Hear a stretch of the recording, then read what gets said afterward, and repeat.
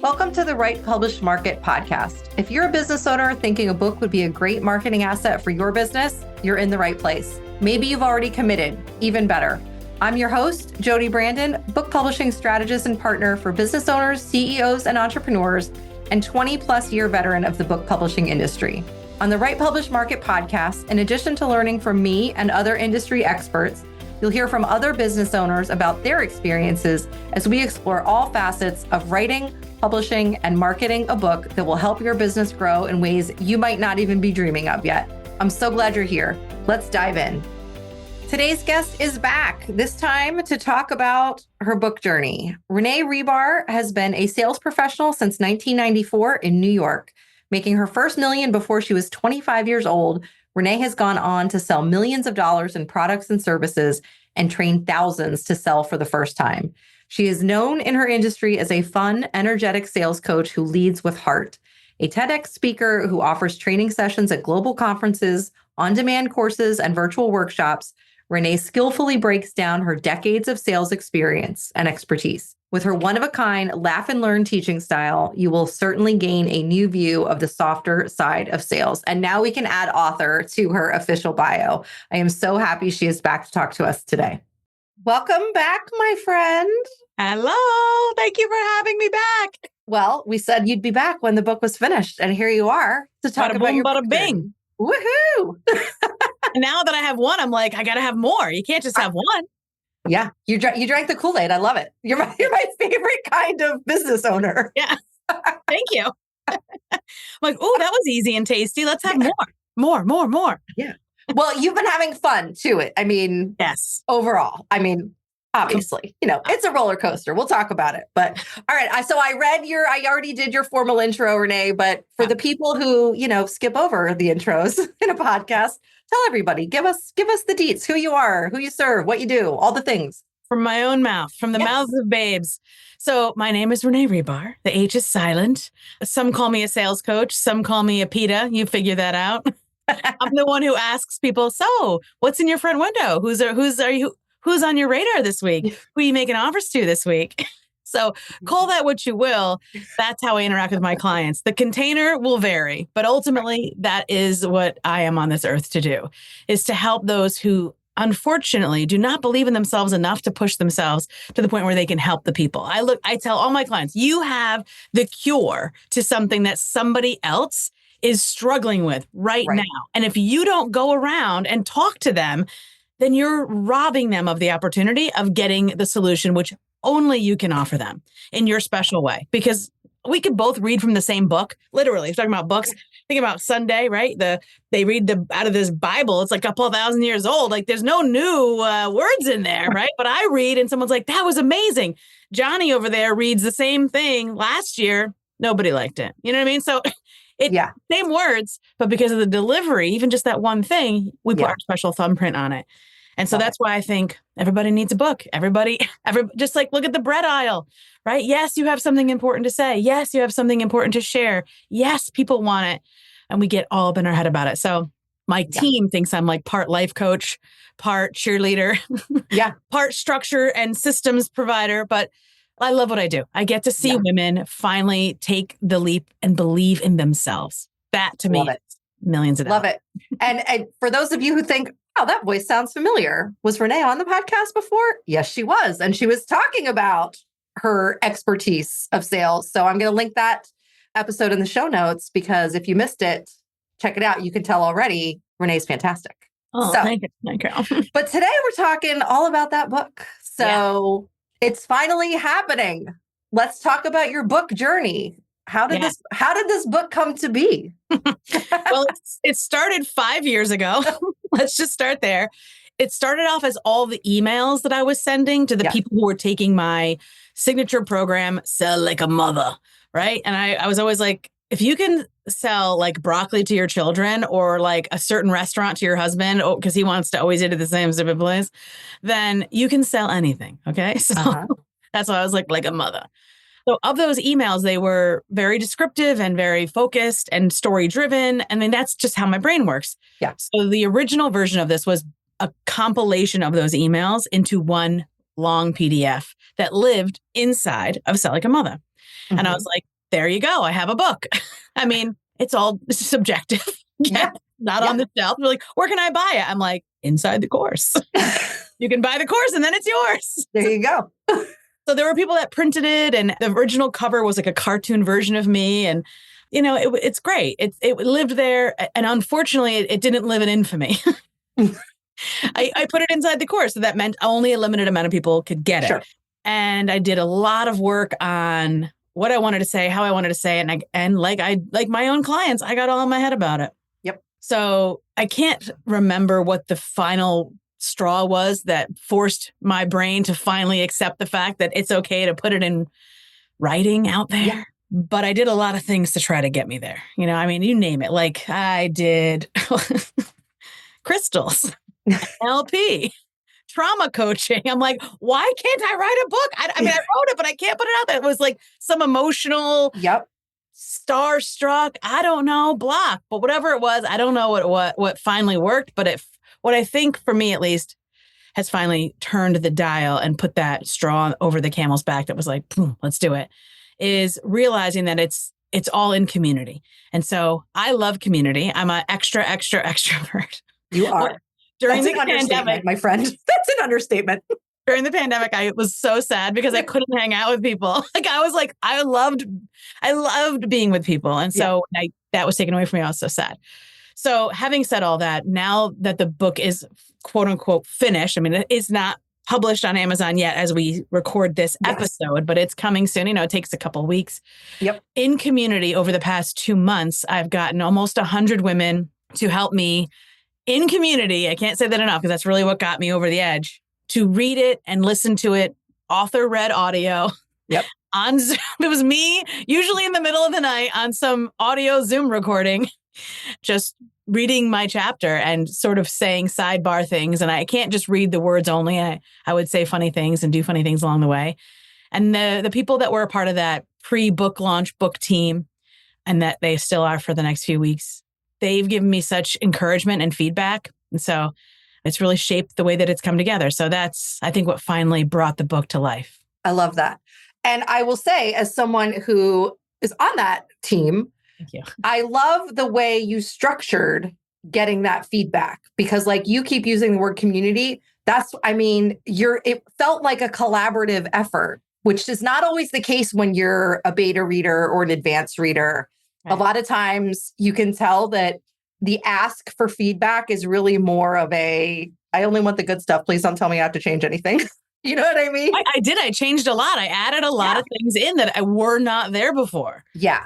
But you also asked readers not only for the feedback about what you wrote or spoke, but also how do they envision themselves using it in their business, which I think probably got so many wheels turning for those people to give you even better feedback. So I just felt like that was such a smart way to do it. And I wanted to, say that publicly. And it is.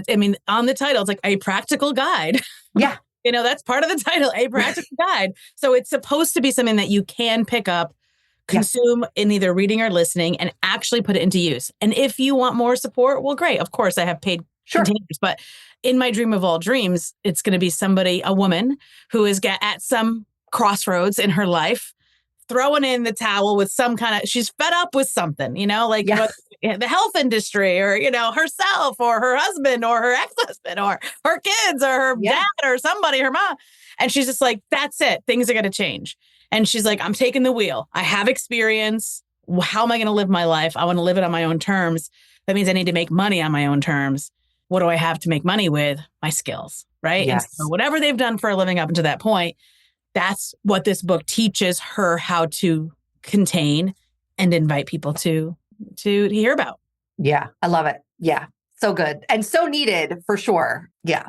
I think it's going to be a perfect complement to the services that you already provide. So I'm excited to hear how it goes. But that's the hope and the dream. Yeah, it sure is. It sure is. All right, let's talk about the process. What parts did you like? What parts did you not like so much? Which parts would you like to never, ever, ever touch again? Tell me everything. Well, I think that when, as a professional who's writing a nonfiction book about what you do for a living can get pretty boring pretty fast, because we're sick of ourselves, right? I'm sick of myself. By the end of the day, I'm sick of hearing my own voice. Yeah. I'm sick of it. So I don't want to do more of it in writing. So I had to get over that fact. And although this book was written by me by hand, one of the practices that I've incorporated into my daily life that I didn't have before, which is why I want to write more books, is I am basically recording everything, like transcribing everything. These are my words. They're not AI driven, but I can feed a transcription and say, like, what are the key points here? Give me a briefing, doc. Like, where were the gold nuggets in the 18,000 words I just said? And that has helped me go, okay, there's a point that I can make. And I do want to talk more about that. Yeah, that's great. So, I mean, how great is that, though, even for figuring out your messaging, like dialing in on the positioning and the messaging and all that for, Right. What were people telling me is the problem all day? And what was I saying as a solution? Yeah. So that's where I'm excited about saying, well, if I got one, I got to have a set. So I love it. Dream big, dream bigger. Dream big. Love it.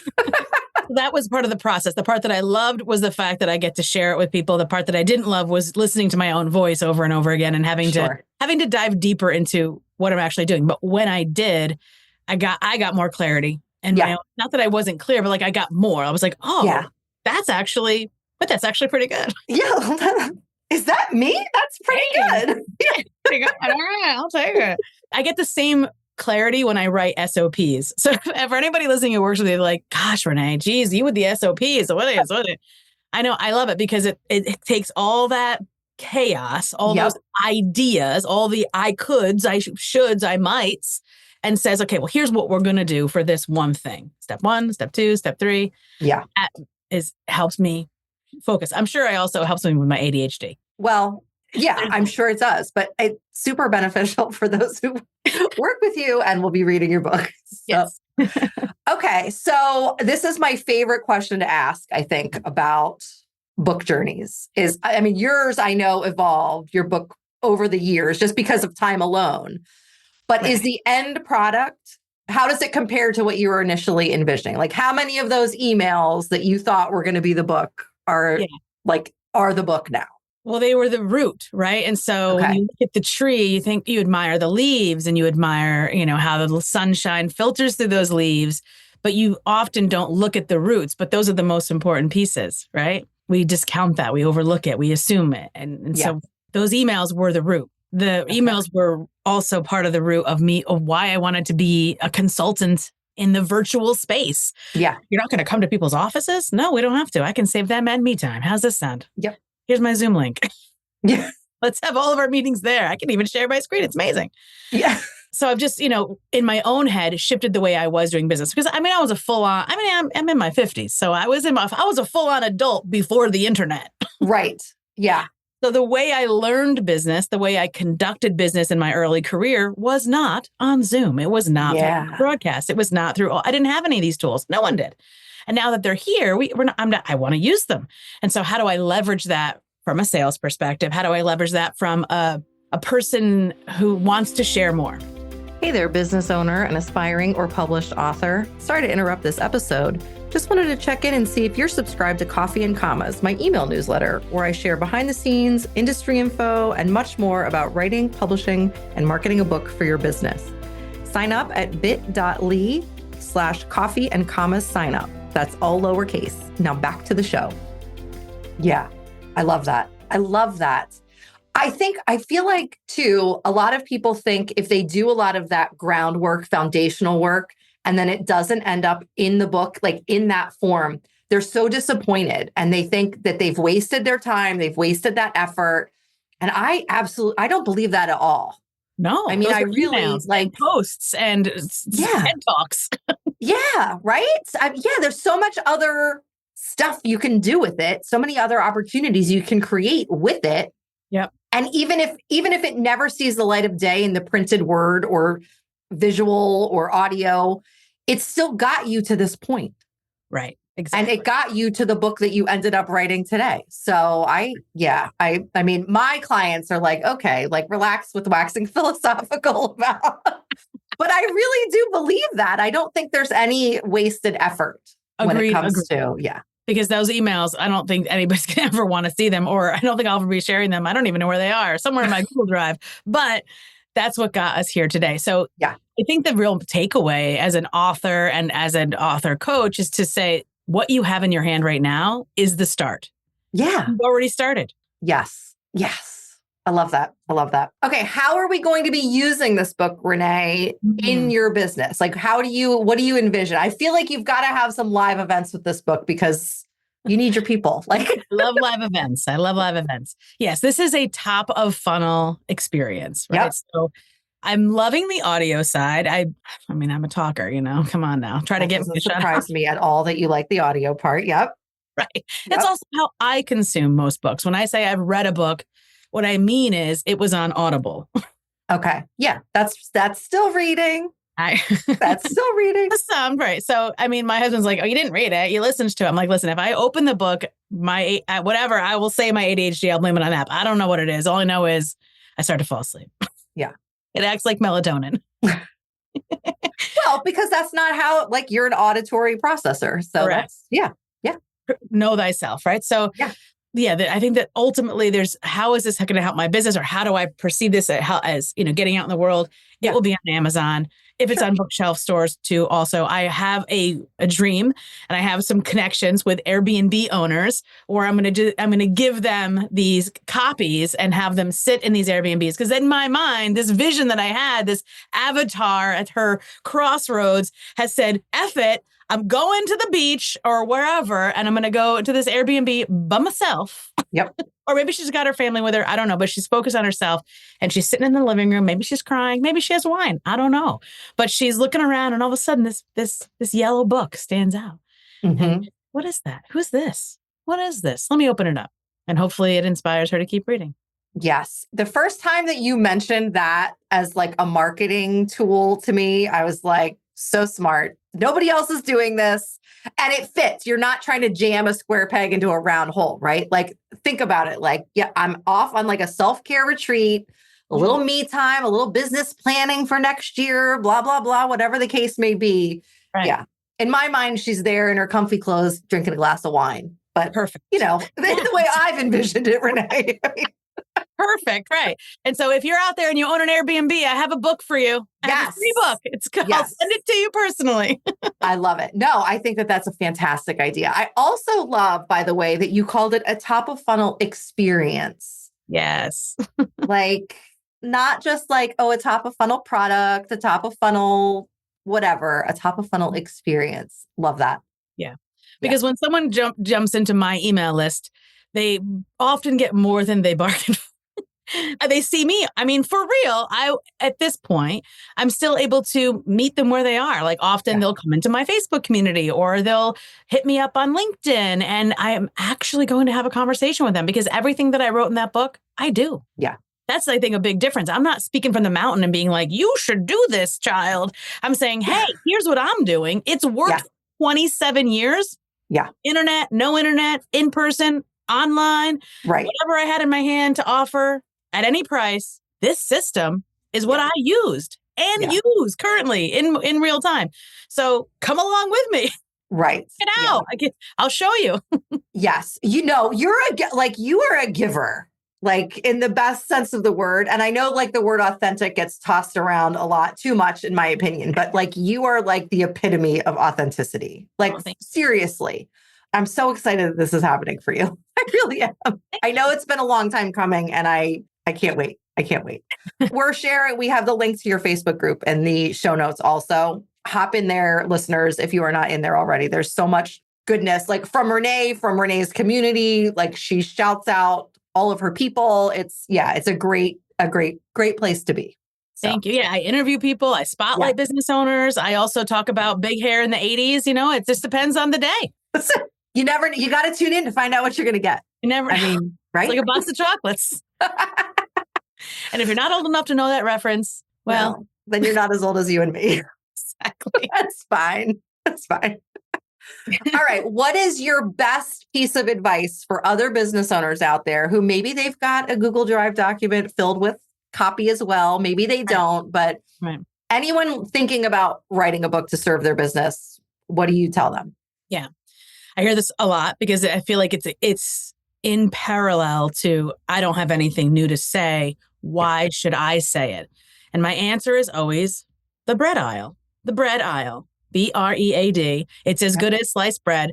But it's not the same bread as when I was a kid or last year. It's new bread all the time. How many recipes are there? I don't know. All I know is it's a new package. And as opposed to being $1.99, it's now $12.99. Yeah, well, sure. And that's okay, because that bread's probably amazing. And there's people that will never buy the $12.99 bread, and there's people that will never buy it unless it's $12.99. Oh, it's not, right. I need to be special.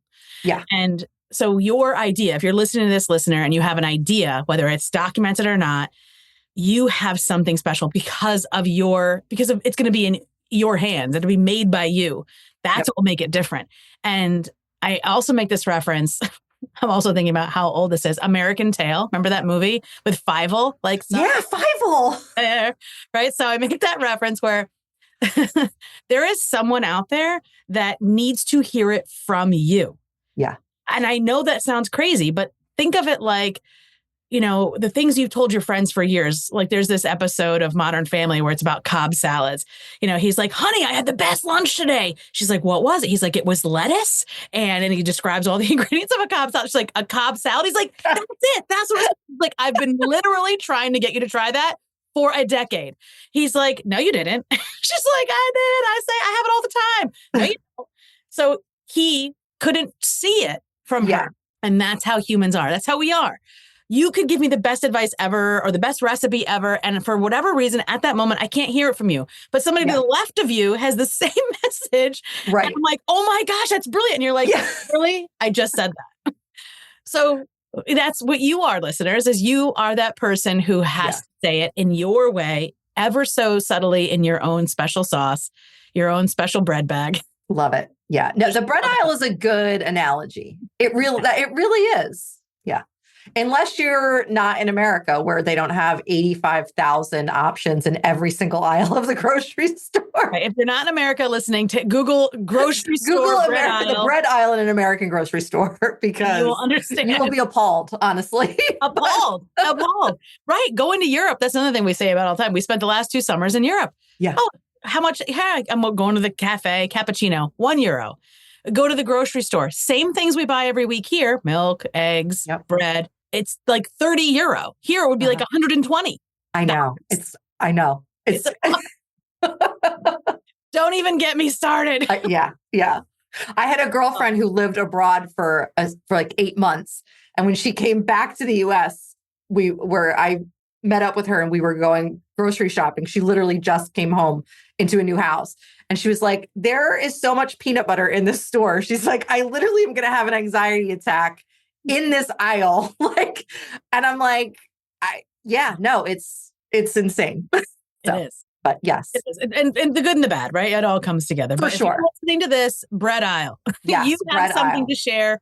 And now, what are the statistics too about, and I think this gets in people's head, what are the statistics around how many average books are sold per author? Yeah.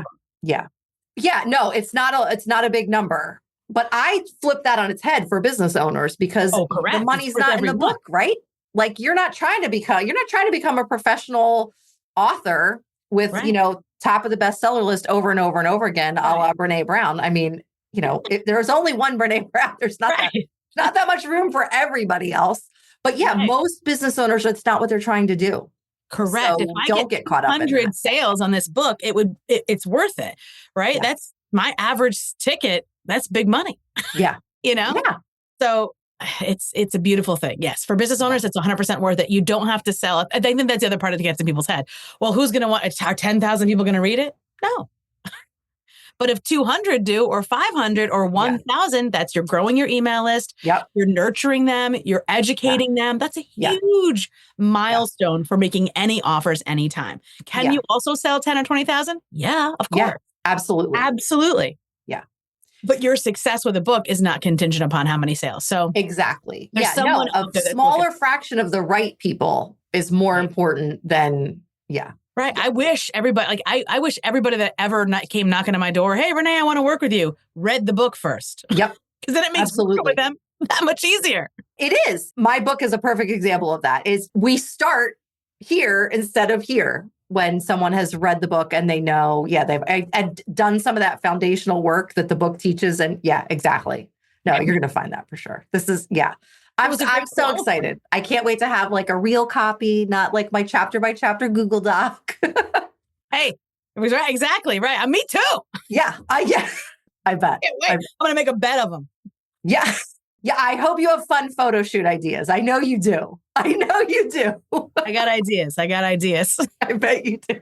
But if I'm always open to any ideas, lay them down. I'm always open. Have you thought about this? Oh, I don't know. Have I? Let's check it out. No, I'll put it on the list though. Yeah. Okay. All right. This is, I'm so excited for you. I can't wait to share the book and have everybody read it.